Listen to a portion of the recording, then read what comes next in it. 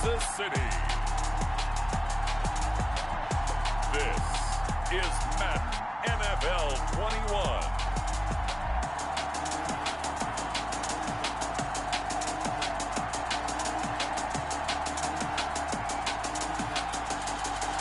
The usual sea of red here in this venerable stadium has been turned white as we are high above snowy Arrowhead Stadium in KC.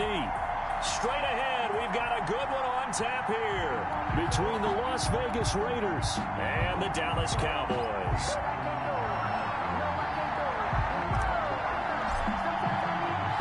A clash of two of the more fervent fan bases around. The Cowboys and the Raiders are underway. Fields it in the middle of the end zone. And the decision to bring it out, not a good one, as he's tackled at the 15. First look at the Cowboys offense as Dak Prescott gets ready to guide them. When he came out of college, I thought his best attribute was being able to break the pocket and make plays in the open field. But watching him develop over the years, you see a guy who can stand in the pocket and deliver excellent throws into tight windows. Line of scrimmage, the 15. It's 1st and 10.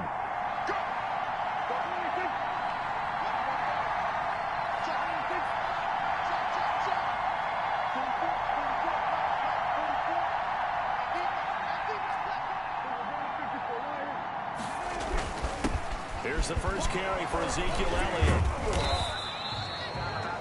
5 yards on the game's first play, 2nd down. That's a really nice, tough run inside, and they gained 5 yards on it. And to be frank about it, most offenses don't expect to have 5 yards on a play call like that. So when they do, they go back to their huddle with a little pep in their steps. They're starting to think that they're starting to dominate the line of scrimmage. And he'll get this up to the 30-yard line. It's a 1st down on a gain of 10. A tough run by Ezekiel Elliott, the 4th overall pick in the 2016 draft. If you watch tape of him in college, you saw plenty of those runs, because I know the highlights showed him in the open field breaking away from people, but that's how he wore down defenses, those exact type of runs. A 1st down carry by Elliott. Still going. 12 more yards there and another 1st down. Whoa, so back-to-back big runs, picking apart this defense on the opening drive. I thought this was a passing league. I thought this was the era we were in where the ball was always in the air, right? They didn't get the memo. They didn't get the memo, and I know this to be true. Offensive linemen still, to this day, they want to run the football. They want to fire out and hit people across the line of scrimmage, and they're clearing space. And he'll be taken down, but not before he gets into enemy territory. They get 10 more there, and I believe that'll be enough for another 1st down. It will. You were telling me this yesterday. This is exactly what they want to do on the opening drive, establish the ground game. Yeah, remember our conversation? We were talking about what one of the GMs in the league has told me repeatedly. It's a big man's game, and it's not necessarily size. He's talking about playing some big boy football. Line up, get leverage, knock people back, and establish the run early. And he's corralled, but not before getting it inside the 35. 15 more there, and they're on a roll. It's another 1st down. 1st and 10 at the 33-yard line. Now Elliott. Corey Littleton there on the tackle. Well, any lane that might have been open there was closed pretty quickly, and that was because the defensive front, they won that battle at the point of attack at the line of scrimmage. They used great leverage, held their spot, and stacked him up. And he stopped immediately there. Officially no gain on the play, and they're left with a 3rd and 8. They got to get to the 23 here on 3rd. Now it's a bootleg with Prescott. And he'll have his man. That's Cooper. And he gets this one inside the 15, just a yard or 2 shy of the 10. Nice 3rd down conversion and even 20 yards. So Amari Cooper out of Northwestern High School in Miami making a nice play there. And it's so funny that when I was going through the draft process when he came out of Alabama and was inquiring about him and his skills, they say it all began back in Miami. He really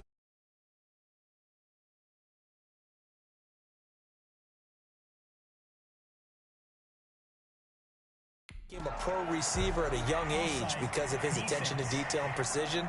but don't forget his athletic ability. That's what made that catch there. And he did spend 1 year with Teddy Bridgewater as his quarterback there, so that helped back in high school.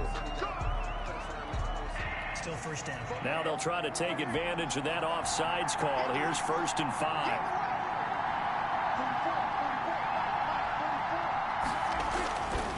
After the penalty, it's Elliott. And he will fight his way into the end zone for a Cowboy touchdown. A 6-yard touchdown run. And the Cowboys take it all the way down the field and score on the opening drive. They gotta love that. 9-play drive results in 6 points. That means they're doing the dictating. That means that they've described how the game's going to go. They're playing at their tempo, at their pace. If you're on the other side of the ball, if you're playing defense, defense is not methodical. They've got to go in there and shake things up and create a little havoc. The point after, no gimme in the snow, but it's up and good. And it's now a 7-0 game.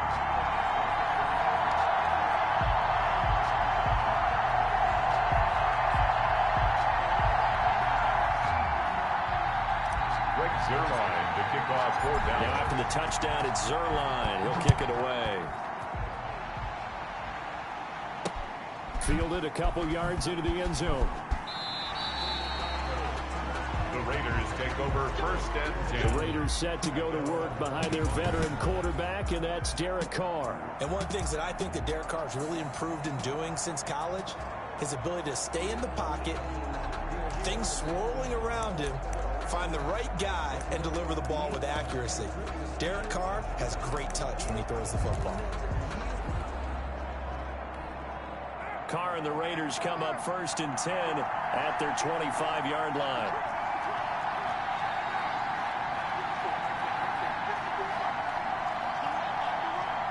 Now on 1st down, he's going to sneak it. And he's upended after a gain of 2 out to the 27. They'd love to just strike back with a touchdown right here, and if it's a long play, so be it. But the main goal, get a couple of 1st downs, run some plays, run some clock, allow their defense to get a chance to catch their breath, settle down, and relax a little bit after they just gave up a score.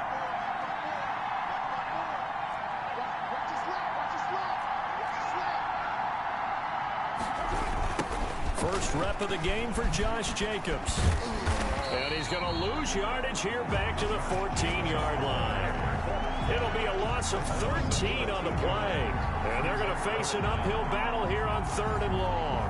It'll be real interesting to take a look at this play later, because on this pitch toss play, I get the sense that he just followed the pulling guard or the pulling offensive lineman through that hole and spilled this play early. Yeah, because he didn't even get to the outer third of the field. He was tackled in the middle third.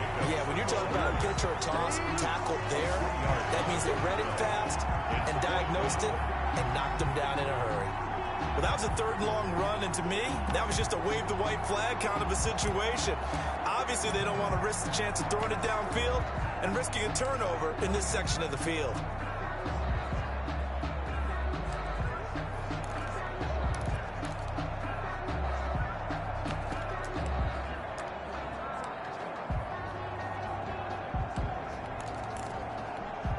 And boy, down a touchdown already, but they're going to line up to go for it on their side of the field.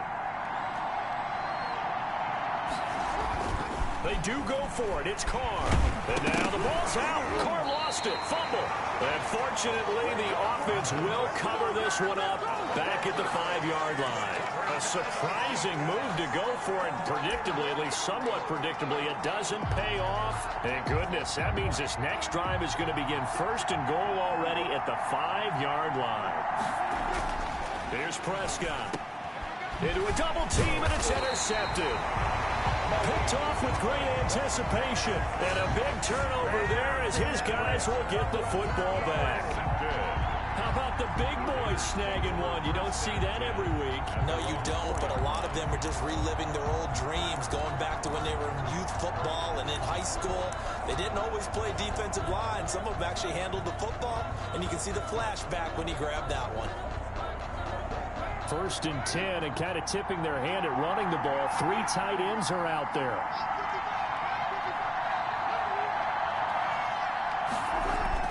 Back near his goal line. Here's Carr. And he can't get away. Carr is going to go down, and that is a safety. So the Chiefs able to force the safety there. I think you probably give an assist to this Kansas City crowd at Arrowhead. And don't they love it? They love being part of the game and having an influence on the game because they make it awfully difficult to function, especially when you're backed up deep in your own territory. I think there's a little more going on here than just crowd noise, though. But the home field advantage at Arrowhead, definitely that. A big-time advantage. Now the free kick comes after the safety from the 20 as they bring the punter on to try and get some hang time here.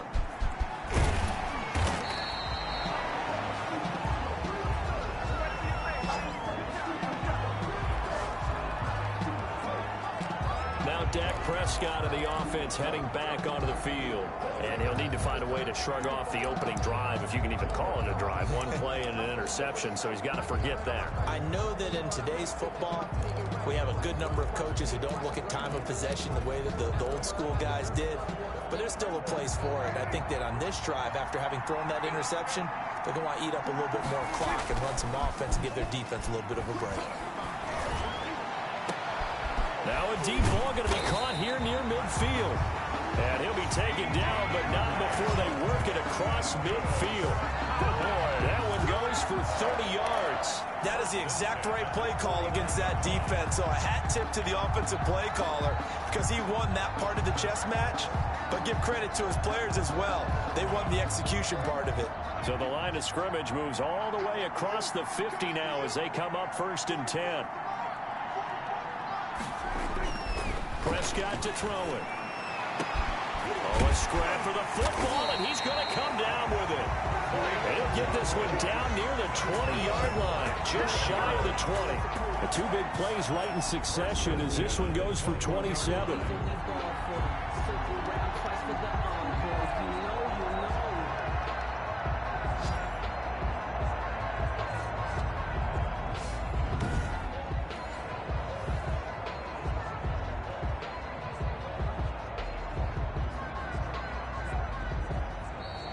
That's the end of the first quarter.